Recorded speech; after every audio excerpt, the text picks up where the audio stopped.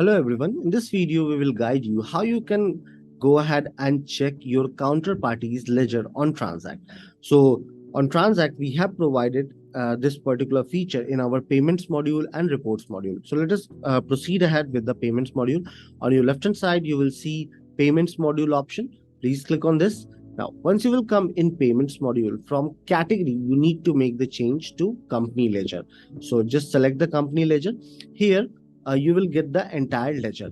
Now, you can very well go ahead and check ledger as per the counterparty as well.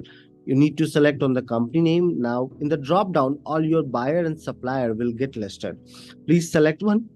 Now, once I selected Brilliant Engineering Private Limited, this is entire ledger which came in front of my screen.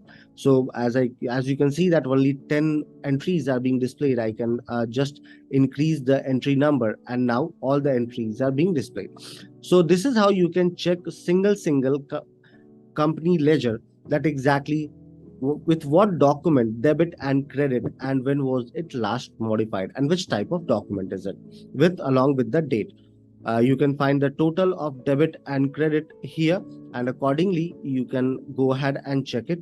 Also, on your right hand side in very top, you will see download option. You can click on the download option, and also you can download this particular ledger in Excel file.